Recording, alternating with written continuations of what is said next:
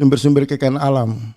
Kalimantan, laut kita juga dicuri tanpa ada penegakan kedaulatan nasional. Kenapa? Ya karena yang masuk di pusat kekuasaan yang menjalankan misi kedaulatan itu satu orang-orang yang lebih punya bakat badut daripada kesungguhan untuk mewujudkan cita-cita negara. Siapa yang berani ngancam presiden yang berada di lingkar kekuasaan itu? Dan kemudian presiden curhat ke ruang publik, keluarganya curhat, orang-orang dekatnya curhat. Ini menunjukkan ini orang-orang penakut, penakut. Orang-orang yang tidak memiliki nyali untuk menegakkan kebenaran. Segera insaf, jangan main-main, jangan omon-omon. 100 hari berlalu, hanya meninggalkan polemik demi polemik yang pada akhirnya saya khawatir ucapan dia negara ini bubar pada tahun 2030 mungkin bisa terjadi.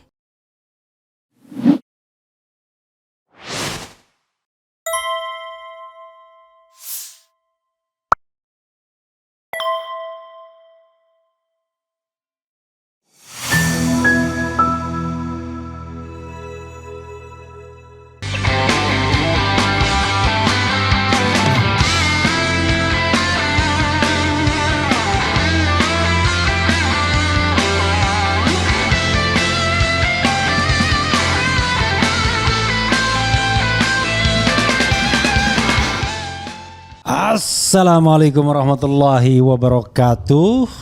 Sobat RH sekalian, jumpa lagi kita di channel yang keren ini. Keren. Ya sobat RH sekalian, saya akhirnya menemukan makhluk satu ini. Setelah menghilang selama 100 hari masa pemerintahan Prabowo Subianto. Puasa karena pada katanya ngasih kesempatan 100 hari. Faisal Asegaf. Assalamualaikum warahmatullahi wabarakatuh, bro. Waalaikumsalam.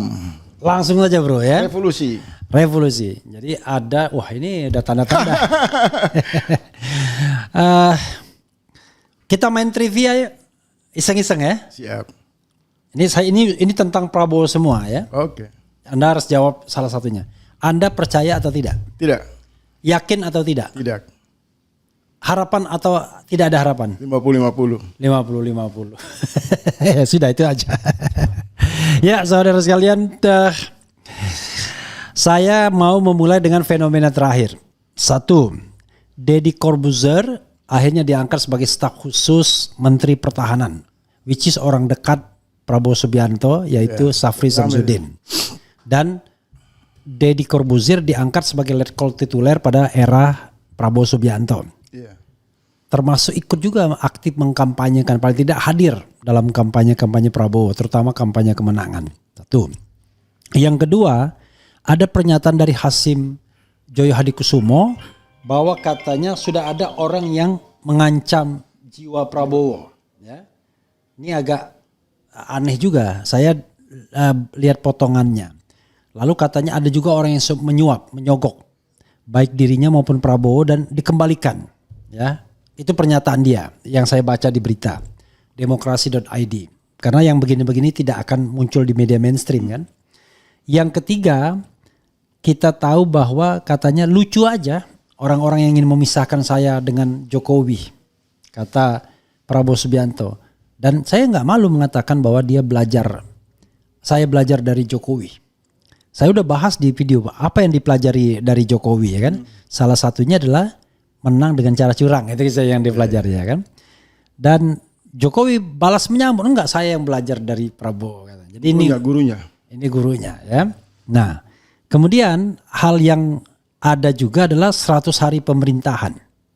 100 hari pemerintahan tanpa reshuffle, tapi Prabowo mengatakan ada raja kecil, kemudian mungkin orang yang kecil kita tidak tahu ya. Raja-raja kecil yang melawan sama dia. Nggak mau nurut soal penghematan anggaran. Rupanya Dhanil Anzar Simanjuntak cari colongan juga. Walaupun dia sudah ngurusin haji. Ya kan. Langsung dia timpali ya. Siapa tahu dia dapat di posisi politik. Jangan-jangan ya. Karena. Oh udah tersingkir ya. Nggak sempat. Dia kan non-job sekarang. Bukan. Dia wakil ketua Badan Urusan Haji. Oh iya. Walaupun strategis itu barang ya kan, tetapi jangan-jangan nggak nyaman juga kan, karena menghilangkan insting politiknya, jangan-jangan. mungkin. Faisal Azegab, silakan Anda mengelaborasi mulai dari kanan, kiri, depan, belakang. Saya ingin mendengarkan. Ini soal Monster dulu itu. Oke, silakan. Monster ya, si Deddy Corbuzier itu. Oke. Jadi soal Deddy Corbuzier dipungut oleh Menteri Pertahanan, itu kan hak dari Pak Safri. Ya. Tetapi semua siapapun dia yang diambil ke dalam struktur negara harus konsisten dengan aturan, etika, ada pertimbangan yang panjang dan banyak. Oke. Pengangkatan badut media sosial Deddy Corbuzier ini kemudian menimbulkan protes di berbagai kanal media sosial. Rupanya negara kalau mau pungut seseorang untuk menjadi staf khusus, menteri, bahkan mungkin jadi wakil presiden apa presiden, Ya. cukup dengan yang bersangkutan mungkin orang yang dekat dengan kepentingan oligarki, kekuasaan dan lain-lain. Nah, pengangkatan Deddy Corbuzier ini menurut saya menghancurkan marwah Kementerian Pertahanan yang selama ini kan kalau Pak Safri bicara itu kan ada harapan di sana. Ya. Kita senang karena ini sosok dari Makassar, Ya. pendiam, Tenang. tidak banyak bicara. Tenang. Pengangkatan Deddy Corbuzier itu bangkrut secara ilmu Oke. pengetahuan, mengkonfirmasi bahwa Pak Safri kehilangan parameter yang objektif untuk sebenarnya siapa yang layak sebagai Menhan untuk menjalankan misi kedaulatan Ya. nasional itu. Ya. Nah, Deddy Corbuzier juga ini meyakinkan kita bahwa bagaimana mau melindungi kedaulatan nasional, kedaulatan rakyat, pertahanan yang kuat. Kalau pola relasi yang dibentuk ini ugal-ugalan, maka publik dari sisi ini bisa melihat pantas saja pulau-pulau kita yang terluar itu susah diawasi, rempang bebas di obrak-abrik, sumber-sumber kekayaan alam Kalimantan, laut kita juga dicuri tanpa ada penegakan kedaulatan nasional. Kenapa? Ya karena yang masuk di pusat kekuasaan yang menjalankan misi kedaulatan itu satu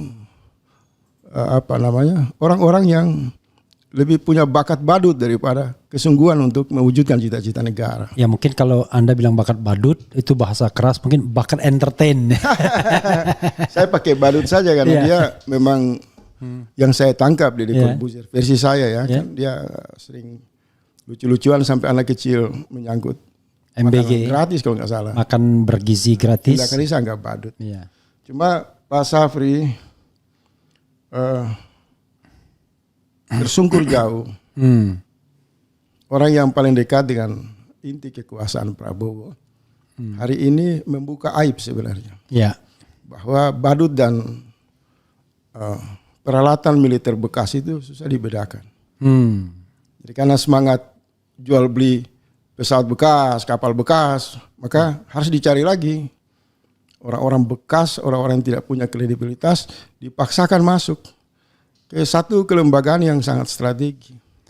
Jadi saya kemudian melihat Kemenhan ini udah bukan lagi satu wilayah yang menjaga marwah negara. Iya. Ini udah jadi panggung teater,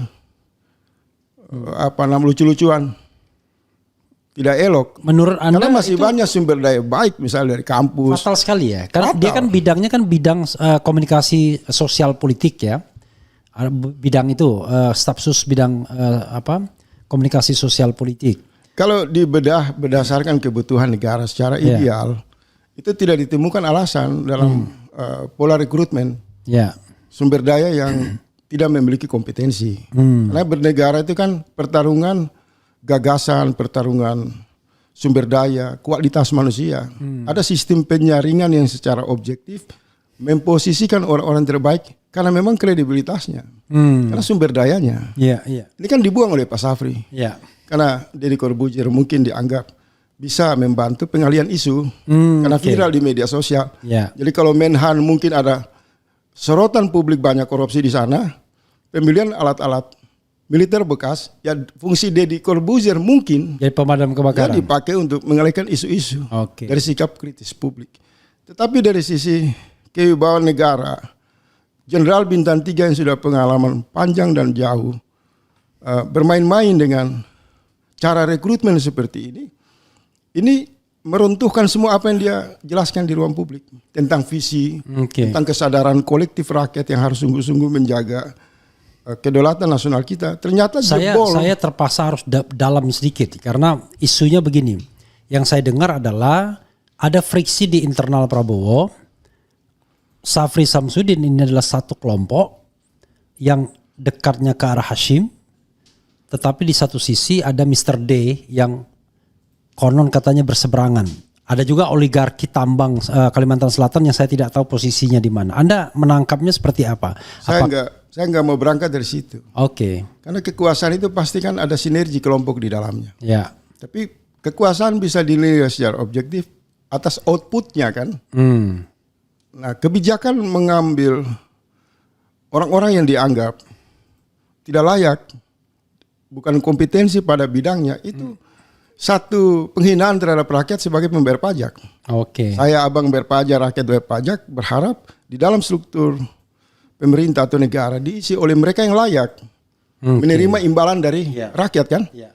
Nah, hari ini uang kita dipakai untuk memajang orang-orang yang memiliki potensi penipu, pembohong, hipokrit di dalam dinamika demokrasi dengan memanfaatkan kebebasan media sosial. Kan kalau ditanya apa Deddy Corbuzier itu berprestasi, dia tidak ada pembelaan soal hak-hak rakyat di dalam isu kedaulatan nasional. Dia tidak membela prajurit yang gajinya kecil. Dia tidak pernah tampil untuk mengingatkan alat-alat negara tidak boleh bertindak jahat terhadap rakyat. Tidak ada satu semangat atau morality atau basic intelektual Deddy Corbuzier itu yang bisa diterima ada di lingkaran Menhan. Nah, cara memungut gaya Safri Samsudin ini menghina rakyat sebagai pembayar pajak. Kalau untuk ekonomi kreatif mungkin masih cocok mungkin ya, mungkin. Kalau jenderal-jenderal di lingkaran Prabowo ini mungkin mereka stres karena tidak punya kemampuan mengelola tata negara, ingin mendapatkan hiburan untuk mengumpulkan pelawak, badut. Saya kira kan bisa informal saja. Oke. Bisa dibikin di Hambalang. Ya. Tapi tidak boleh menggunakan jasa, fasilitas, uang negara untuk merusak. Apalagi sebelumnya dikasih pangkat letkol tituler gitu.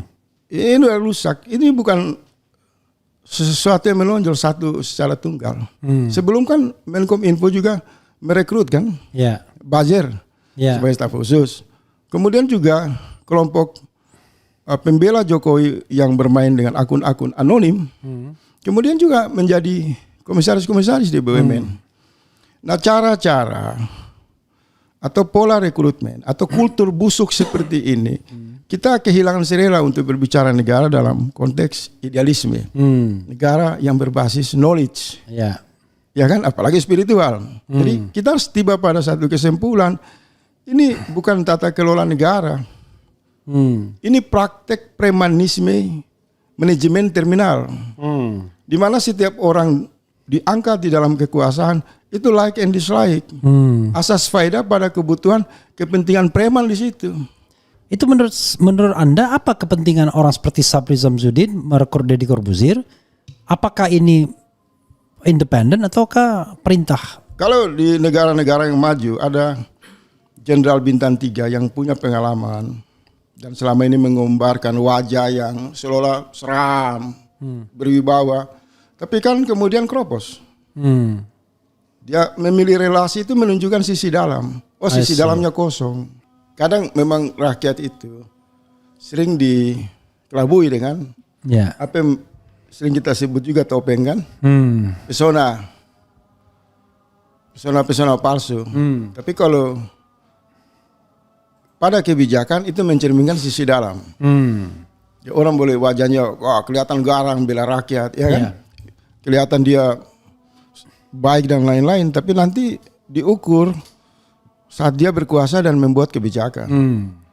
Nah, rekrutmen terhadap Deddy Corbuzier itu saya nggak punya tendensi pribadi.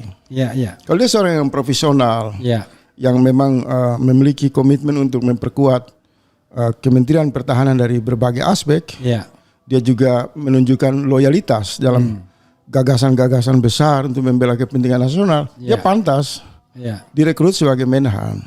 Tapi hari ini kan ini perbadutan yang dimainkan berkali-kali oleh Deddy Corbuzier, orang yang dianggap selebriti pada dunia entertain, yang sama sekali tidak punya pendapat tegas ketika ancaman kedaulatan negara itu diganggu. Misal di Rempang, di sana Deddy Corbuzier tidak hadir.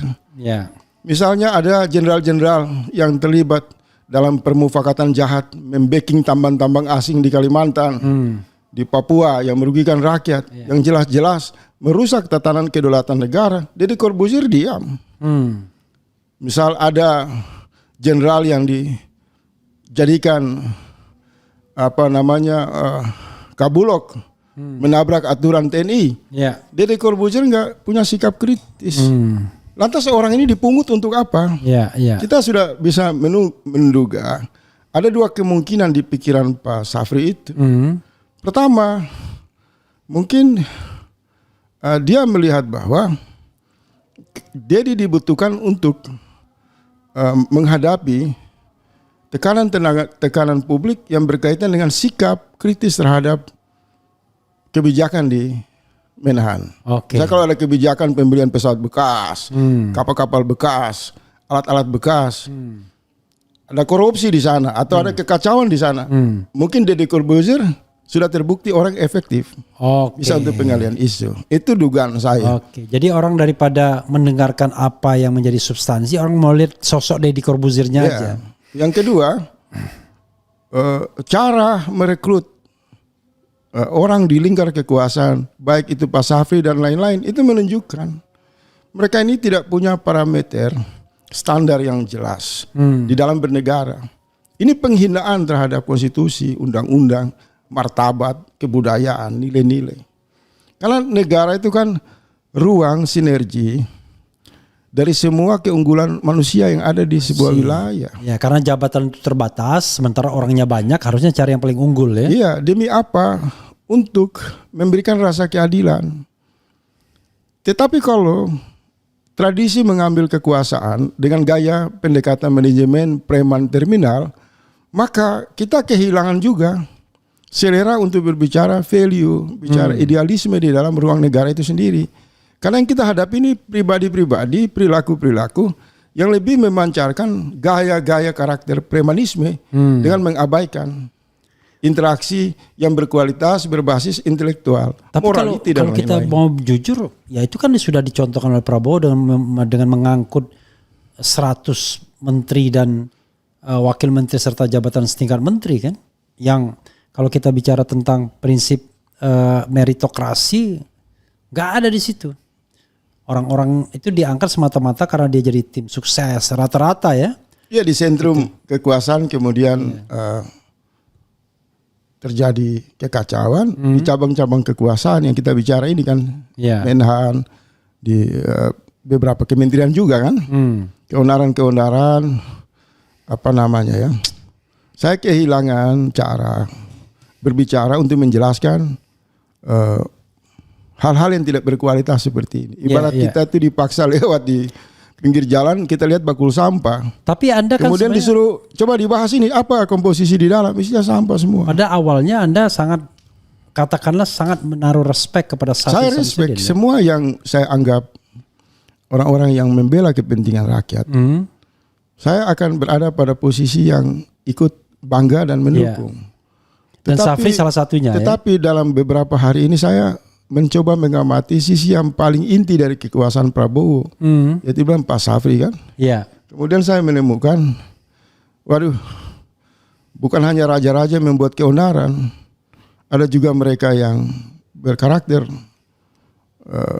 jenderal-jeneralan ini yang sebenarnya sudah pensiun, tidak lagi layak disebut jenderal. Pak Safri aja lah, ya kan? Kedudukan warga negara ini nggak usah lah dibedakan dengan atribut, pangkat dan lain-lain. Kemudian orang-orang yang saya banggakan ini terjebak dalam yang saya sebut tadi, kultur manajemen premanisme.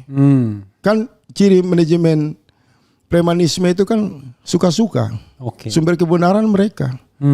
Misal tadi ada pasah ganda kirim artikel ke saya kan, tolong dibaca dan disebarkan, yang isinya membenarkan posisi Bulog dipimpin oleh TNI aktif. Saya agak susah menjawab. Akhirnya saya menjawab, ya kebenaran itu adalah kekuasaan. Jadi kalau kekuasaan ngomong apa saja, bagi mereka ya itu kebenaran. Padahal undang-undang jelas tuh melarang itu. Kenapa? Membatasi hanya 10 jabatan. Sudah pasti jenderal aktif itu tidak boleh begitu. Ya. Ini kesedihan-kesedihan, keprihatinan kita. Semakin merosot, semakin bangkrut, dan mengalami proses ancaman serius terhadap kehidupan bernegara. Mestinya mereka yang 5 tahun berada di posisi yang berkuasa pada era sebelumnya, pada saat ini dengan melihat usia Prabowo yang terbatas, mereka harus melakukan sesuatu yang terbaik. Apalagi usia Pak Syafri itu kan bukan orang yang muda lagi kan. Ya. Harus bisa mewariskan sesuatu yang keteladanan tipis, gitu kan. Ya. Cuma sudahlah, nanti kita akan lihat ke depan. Yang jelas saya mau simpulkan, masuknya Deddy Corbuzier ke Menhan itu satu deklarasi kebangkrutan kedaulatan nasional. Marwah tentara nasional Indonesia hancur berantakan.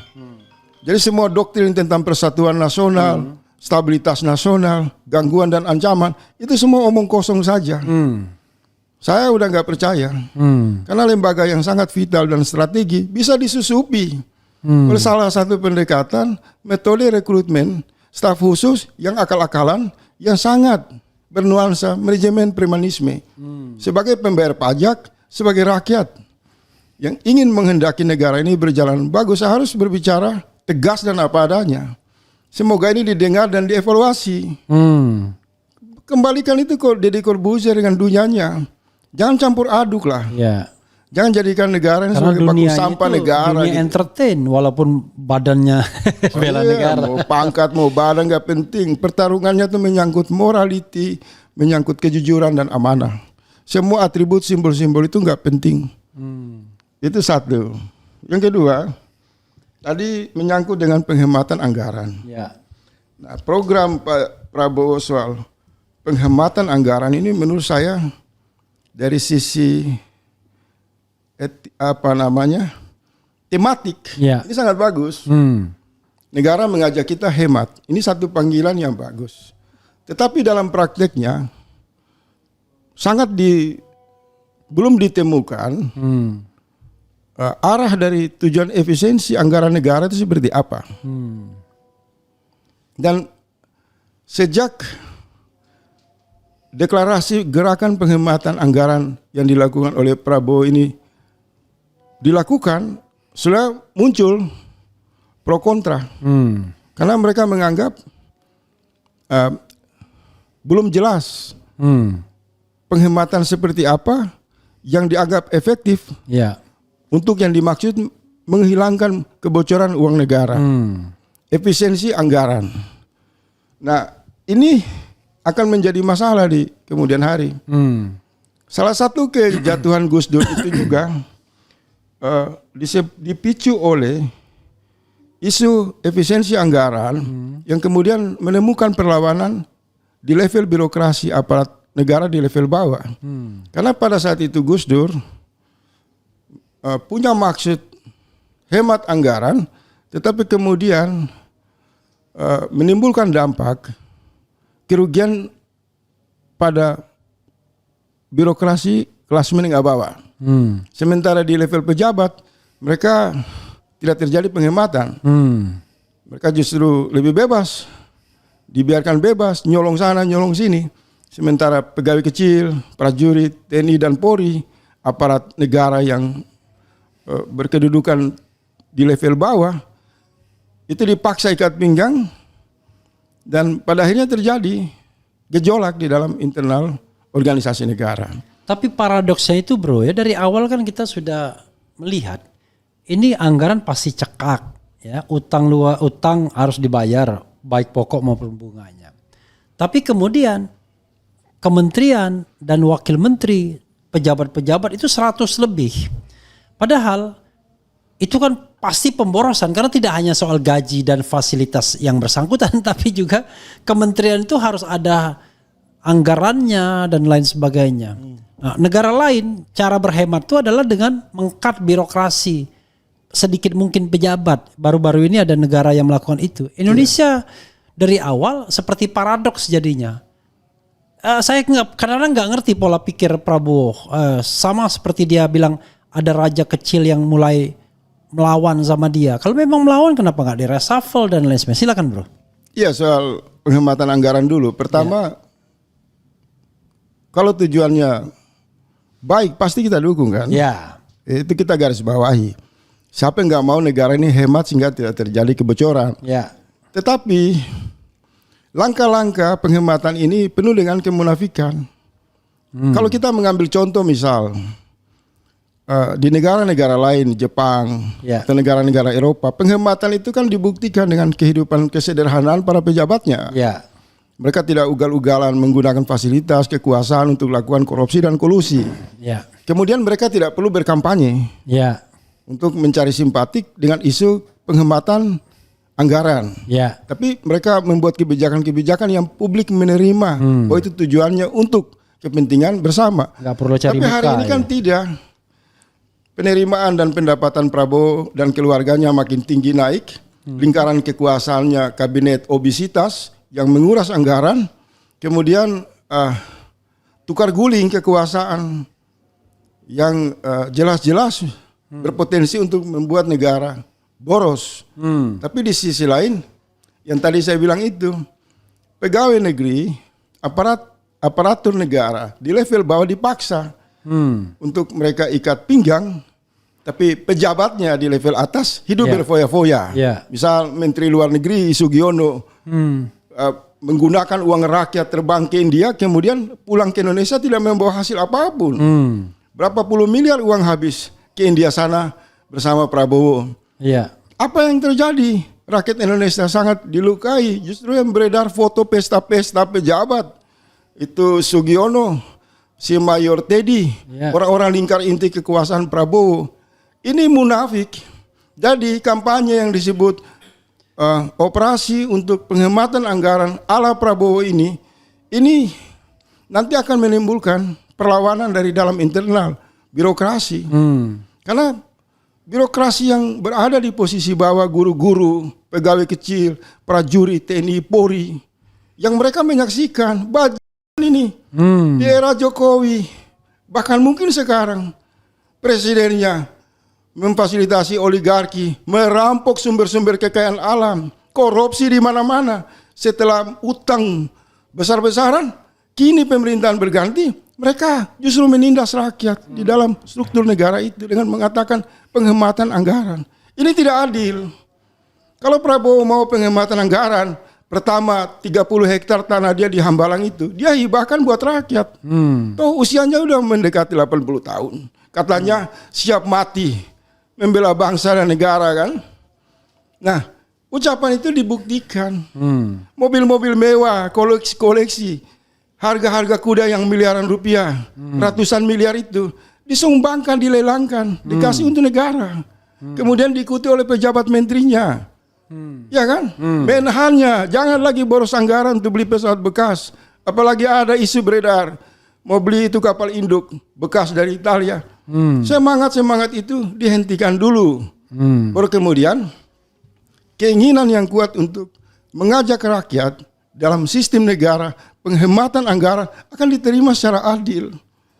Jadi ingat, ini pejabat-pejabat kita yang sebelumnya komplotan para maling, garong, dengan aneka kebijakan yang oleh Luhut. Misal satu contoh itu kan, bisa bantuan sosial 500 triliun. Hanya yang sampai ke rakyat itu nilainya 250 triliun. Ini biadab, ini bajingan. Itu satu. Jadi dimulai dari moral pejabat itu, dimulai dari gaya hidup foya-foya, mewah-mewah, dinasti Prabowo itu dihentikan. Kamu ditantang oleh rakyat, hidup sederhana dulu. Iya kan? Menteri-menterinya juga demikian. Naik itu angkutan umum. Kemudian diikuti dengan proses penegakan hukum. tangkap itu koruptor-koruptor kakap yang uangnya beredar ribuan triliun masuk ke berbagai sektor merugikan rakyat. Jangan segelintir orang ini dipelihara oleh negara secara tidak beradab, sangat bajingan, sangat premanisme. Kemudian di saat negara dan rakyat mengalami tantangan dari beban utang luar negeri, mengalami tantangan krisis ekonomi, kemudian rakyat dan negara dikorbankan dengan alasan penghematan anggaran. Ini tidak adil. Itu melukai birokrasi di level bawah. Mereka menjadi penonton dan sangat terpukul dengan kebijakan yang ugal-ugalan seperti itu. Ketiga, saya usulkan buat Pak Prabowo Subianto, ada langkah jitu untuk tanpa penghematan anggaran. Yang paling efektif, segera bawa itu undang-undang penyitaan aset ke DPR, disahkan. Perampasan aset. Perampasan aset. Tangkap semua itu oligarki. Satu kelompok, 1% menguasai puluhan ribu triliun. Tangkap itu koruptor-koruptor kakap. Itu baru namanya presiden dengan pertarungan yang jelas. Ya disebut macan. Itu cara-cara pendekatan karakter kepemimpinan yang berpihak untuk melindungi rakyat. Tapi kalau ada musibah, masalah, kemudian rakyat ditekan, menurut saya ini kucing kampung. Lama-lama kita muak juga. Ternyata rejim yang keluar dari gorong-gorong dan kucing kampung ini sama saja. Rakyat akan kehabisan kosakata. Bagaimana cara untuk meyakinkan mereka yang berkuasa, yang hidup foya-foya, yang hanya suaranya besar, wajah garang, mempamer masa lalunya, dia jenderal ini, dia angkatan ini, semua bullshit itu nggak dipakai itu. Tidak ada seperti itu. Negara itu kasih sayang, keadilan. Orang-orang kecil di bawah ini sudah nggak takut dengan kematian. Kalian jangan bertindak bajingan, brengsek. Ini bisa memicu revolusi. Terlebih kekuasaan ini, belakangan ini, semakin menimbulkan rasa yang sangat sakit di hati rakyat. Seorang aktor pencuri uang negara, penipu Jokowi, 10 tahun berkuasa, memporak-porandakan seluruh kebijakan, sumber-sumber kekayaan alam, korupsi di mana-mana. Yang mestinya tempatnya di pengadilan dan di penjara justru diposisikan terhormat oleh Prabowo Subianto. Dan dibela-bela. Ini cara-cara kekuasaan yang sangat busuk dan culas. Dan ingat, saya selaku individu rakyat, saya ingatkan kalian semua, berhenti dengan atribut, dengan pangkat-pangkat itu, dengan senjata-senjata kalian. Negara nggak butuh itu. Negara butuh keadilan. Negara nggak butuh baris berbaris, pidato-pidato dengan suara keras. Ini saatnya Prabowo yang masih dirindukan oleh rakyat, masih dicintai, masih ada harapan rakyat. Segera insaf, jangan main-main, jangan omon-omon. 100 hari berlalu hanya meninggalkan polemik demi polemik yang pada akhirnya saya khawatir ucapan dia negara ini bubar pada tahun 2030 mungkin bisa terjadi. Jadi semua kebijakan yang baik itu, Bang Refli, wajib dan harus didukung. Tetapi harus diikuti oleh tindakan yang membuat kebijakan itu. Kalau orangnya masih omon-omon, maka apapun yang dibuat itu tidak sesuai dengan fakta yang terjadi di lapangan. Ini bentuk kegelisahan saya setelah bertapa, berdiam diri, puasa politik selama 100 hari. Saya mencoba memberi harapan semoga pemerintahan ini masih bisa membasuh perasaan rakyat, melayani rakyat dengan kebaikan. Tetapi hari demi hari saya lihat ini pertunjukan kebinatangan dalam satu ketatanegaraan yang tidak bisa dikaji secara kemanusiaan. Kita kehilangan apa yang disebut negara. Seolah-olah kita dihadapkan oleh kebun binatang, oleh terminal. Di mana yang kuat itu yang benar.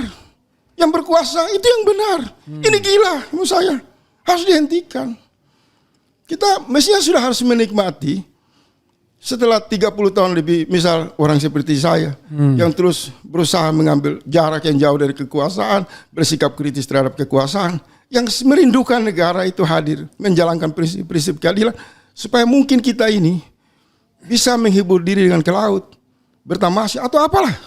Tetapi lagi-lagi terusik nurani dipicu oleh satu situasi akrobat politik, tukar guling kekuasaan tanpa berkesudahan.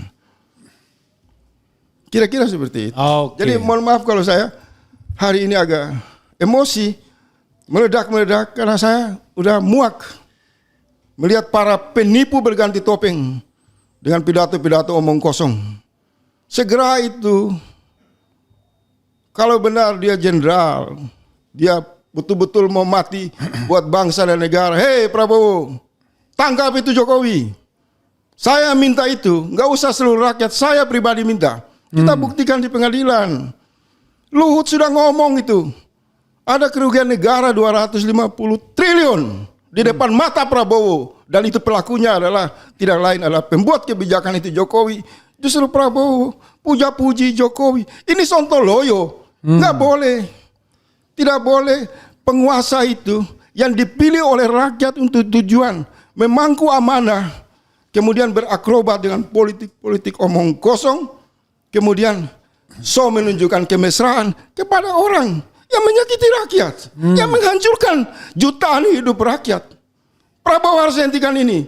Kalau kamu tidak mau menegakkan keadilan, kamu berhenti untuk memuji penjahat. Karena itu tindakan yang sangat busuk, tidak bermoral, dan sangat memalukan. Rakyat 10 tahun ini dihinakan. Mereka sahabat-sahabat kita yang hanya ngomong jin buang anak di Kalimantan itu dipenjarakan. Belum kilometer 50. Anak-anak kaum beriman dibantai secara sadis di jalan. Berapa banyak orang mati, berapa banyak rakyat kehilangan tanahnya, kehilangan hak hidup, dibebani oleh utang ribuan triliun. Hari ini justru Prabowo seolah-olah tidak menunjukkan rasa simpati. Tunjukkan rasa simpati itu dengan tidak boleh memuji penjahat. Itu bertentangan dengan keagamaan, moralitas, dan lain-lain. Kalau perilaku-perilaku ini masih terus dipamerkan dengan karena latar belakang militer, latar belakang jenderal, saya mau kasih tahu, saya orang nggak takut. Dan saya yakin jutaan anak-anak muda di luar sana, mereka akan turun ke jalan-jalan untuk mengakhiri cara-cara kekuasaan yang penuh kemunafikan. Masih ada kesempatan untuk berbuat baik kepada rakyat. Ini negara, bukan ruang transaksional, dinasti politik dari satu kelompok kaya kepada kelompok lain dengan menindas hidup rakyat dengan pidato-pidato yang omong kosong.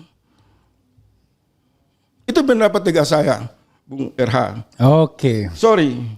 It's okay, nggak apa-apa. Saya kasih kesempatan seluas-luasnya untuk menyampaikan sesuatu ya. Jadi kita tadi bicara tentang pengangkatan Deddy Corbuzier, kemudian mengenai penghematan anggaran yang katakanlah dianggap justru omon-omon doang gitu ya. Dan bagian rakyat menengah ke bawah yang jadi masalah. Kemudian ada juga tiba-tiba dia mengatakan ada orang yang mau melawan dia. Raja kecil. Ya raja kecil dan kenapa? Tadi satu itu yang menyangkut dengan katanya diulang-ulang itu ya. Yeah. Ada yang mau membunuh Prabowo. Menurut saya ini Sri Mulat sebenarnya. Bagaimana seseorang yang memiliki kekuasaan besar bisa diancam bebas begitu saja dan pelakunya dibiarkan bebas. Ini omon-omon. Siapa yang berani ngancam presiden yang berada di lingkar kekuasaan itu? Dan kemudian presiden curhat ke ruang publik, keluarganya curhat, orang-orang dekatnya curhat. Ini menunjukkan ini orang-orang penakut. Penakut. Orang-orang yang tidak memiliki nyali untuk menegakkan kebenaran. Karena ada hipokrasi di dalam watak politik kekuasaan mereka. Tangkap dong. Kalau ada yang coba-coba mengancam presiden, apalagi menghalangi kebijakan yang dianggap diyakini baik untuk rakyat. Itu satu. Oke. Yang kedua, yang selanjutnya bukan kedua. Kita suka tidak suka, Saya harus bicara di sini. Parameter rakyat meyakini dan percaya kepada Prabowo cuma satu. Satu kalimat. Adili Jokowi. Oke. Sebelum dia melakukan upaya supremasi penegakan hukum, menjawab rasa keadilan rakyat, dia ngomong apa saja saya anggap 11-12 dengan Jokowi. Mestinya Prabowo malu sama Duterte di Filipina, Donald Trump di Amerika, pemimpin-pemimpin hebat di dunia lain. Mereka tidak punya politik balas budi dengan rejim sebelumnya. Begitu lantik, mereka menunjukkan kecintaan, keberpihakan kepada rakyat. Tapi hari ini organisasi massa, forum-forum hanya menyediakan mic kepada Prabowo dan rakyat hanya menangkap noise yang seolah-olah suaranya besar. Tetapi hasil yang dirasakan rakyat nol besar Pak Prabowo. Pagar laut itu nggak ada satu menteri pun yang jelas-jelas terlibat, ditahan, ditangkap. Kenapa? Karena satu kekuasaan yang dilahirkan dalam proses yang tidak adil tidak bisa menegakkan prinsip-prinsip kejujuran kepemimpinan itu sendiri. Orang jangan lupa penyelundupan Gibran di MK, tata kelola pemilu yang amburadul, yang rakyat melihat kecurangan di mana-mana, memaksakan kepemimpinan itu lahir dengan kecurangan. Kemudian dia mau menegakkan kejujuran dan kebenaran. Wong dia lahir dari proses penipuan. Tetapi rakyat berjiwa besar. Kita semua menerima. Oke lah. Mungkin ada siasat Prabowo mengambil kekuasaan dulu dengan cara curang atau membenarkan kecurangan yang dilakukan oleh Jokowi. Tapi kelak dia berkuasa, dia akan menunjukkan bahwa usianya yang menuju 80 tahun, dia akan berpihak kepada kecintaan kepada rakyat. Harapan itu kita bangun. Tapi 100 hari ini saya nggak melihat. Tidak ada tanda-tanda. Omon-omon, masih semua omon-omon. Bagaimana mau memperbaiki negara di dalam komposisi kabinet Prabowo itu? Masih ada yang orang-orang semua sebut ada residivis, ada koruptor di dalamnya. Orang-orang terlibat dalam kejahatan korupsi diberikan amanah, diberikan kepercayaan oleh Prabowo. Rakyat sudah teriak, perkecil itu kabinet kamu, usir mereka keluar. Rakyat nggak mau uang mereka dipakai untuk pembelanjaan menteri-menteri yang sudah banyak terlibat skandal-skandal kejahatan korupsi. Dan mereka membeli lembaga-lembaga. Jadi masalah masih ada pada meja Prabowo, belum sampai ke rakyat. Itu belum bisa dibersihkan. Jadi beginilah, pada akhirnya kita ini akan terus dipasung. Rakyat akan terus menerus dipasung, dipaksa untuk menyaksikan pemutahiran kejahatan dari satu rejim kepada rejim yang lain. Ini harus dihentikan. Dan tidak penting lagi berbicara dengan kerangka ilmu pengetahuan yang terlalu agung dan luar biasa. Karena yang kita hadapi ini bukan praktek peradaban bernegara. Ini premanisme. Ini kebun binatang. Di mana ruang kita bicara ilmu pengetahuan untuk mengevaluasi negara? Orang-orang yang berkuasa dari masa ke masa, mereka menutup telinga, hati nuraninya hilang. Mereka tidak peduli dengan pikiran-pikiran, suara-suara nurani publik. Artinya, kalau terus situasi ini dipertahankan, saya percaya akan terjadi letupan di mana-mana, kebangkitan rasa solidaritas rakyat untuk melakukan perlawanan yang jauh lebih keras dari rejim sebelumnya. Nah, sebelum situasi mengarah ke sana, saya harus berbicara keras untuk mengingatkan Prabowo Subianto dan kawan-kawan kita di lingkar kekuasaan. Berhenti menunjukkan kemesraan kepada aktor penjahat utama yang selalu 10 tahun jelas-jelas merusak kehidupan rakyat dan negara. Stop! Stop puja-puji Jokowi, Pak Prabowo. Karena setiap ucapan Anda memuji Jokowi sama dengan Anda menambah luka di hati rakyat yang menjadi korban akibat kebijakan-kebijakan jahat Jokowi di masa lalu. Tidak pantas seorang pemimpin tidak menegakkan hukum untuk membasuh luka rakyat, justru datang menambah luka rakyat dengan memuji penjahat, penipu, pembohong, koruptor yang oleh lembaga internasional dideklarasikan sebagai koruptor yang paling menakutkan di Indonesia. Posisi RP ya. Nah, ini situasi 100 hari. Keras, penuh tantangan. Rakyat juga harus keras dan bersikap lebih reaksi terhadap situasi ini. Supaya apa? Kita akan lihat pasca 100 hari ini ke depan. Kalau masih ada omon-omon dengan ornamen, simbol-simbol, atribut yang seolah-olah memberi gambaran kekuasaan yang agak militerisme, saya mau mengatakan berhenti, stop. Rakyat membiayai tentara, polisi di Republik ini bukan untuk menakuti-nakuti rakyat. Dan jangan diseret ke dalam tata kelola kekuasaan untuk tujuan powerful yang berakibat otoriter, kediktatoran. Kita sudah memilih jalan berdemokrasi, dengar jeritan rakyat, berpihak kepada rakyat, dan kekuatan bukan pada tentara, bukan pada polisi, bukan karena mantan jenderal, bukan karena profesor. Kekuatan yang harus dimiliki Prabowo adalah iman dan ilmu pengetahuan. Dua kekuatan itu jangan dibuang. Jadi pribadi yang beriman, bicara dengan tindakan sejalan. Jadi pribadi yang memiliki basic ilmu, punya rasa malu, punya empati, punya rasionalitas dalam mengambil semua keputusan. Kalau dua modal ini dibuang, ya kita lagi-lagi berhadapan dengan bukan tuyul dari gorong-gorong. Ini muncul selokan politik yang jauh berbau busuk dari sebelumnya. Dan tentu kita tidak berharap Prabowo terjebak mengulangi apa yang dilakukan oleh Jokowi. Cara untuk mencegah itu tidak boleh memuja-muji. Harus keras kita kritik. Itulah bentuk kesayangan kita kepada kepala negara, kepada penguasa. Agar mereka tidak terlena. Mereka tidak terlalu jauh berjalan untuk merusak kehidupan orang banyak dan kehidupan mereka sendiri. Saya masih menaruh harapan semoga Haji Prabowo Subianto, saya nggak penting Anda mantan Danjen Kopassus atau Anda Jenderal 4 bintang versi Jokowi, nggak penting lah itu. Tapi saya menghormati Anda Haji Prabowo Subianto. Ada semangat tauhid pada diri Anda.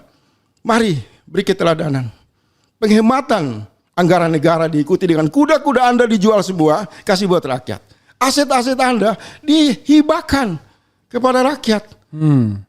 Separuh saja kekayaan Anda dikorbankan dan dihibahkan kepada rakyat, sehingga rakyat melihat seluruh ajakan dalam rangka konsolidasi anggaran yang bertujuan penegakan keadilan untuk penghematan, penyelamatan negara itu sungguh-sungguh bukan hanya beban rakyat, tapi presiden, para menteri, para pejabat juga kembali hidup dalam situasi yang sederhana, situasi yang sama menderitanya dengan rakyat, dengan pegawai di level bawah. Kalau itu bisa dilakukan, akan bangkit ini Indonesia, keluar dari drama-drama, teater-teater, politik omong kosong yang dibangun di atas pujian-pujian, pujaan-pujaan omong kosong yang pada akhirnya menjebak kepemimpinan dan merusak kehidupan rakyat banyak. Jadi mohon maaf saja, kenapa saya harus mengambil posisi bicara keras dan akan lebih keras. Itulah bentuk konsistensi kita menjaga agar yang dimaksud pemimpin tidak direlakan, dibiarkan menjadi manusia-manusia yang biadab, tapi mereka menjadi manusia yang hebat, yang memberikan kebanggaan, yang memberi catatan sejarah bagi peradaban bangsa ini. Prabowo masih punya peluang itu. Jangan mau dipuja-puji, jangan mau dijebak. Lembaga survei. Hidupkan nurani dari dalam diri Anda dan buktikan. Dimulai dari hidup yang sederhana, dan ketika Anda mengajak negara, pangkas anggaran, hidup sederhana para pegawai, tentara dan lain-lain, Anda sudah melakukan keteladanan itu.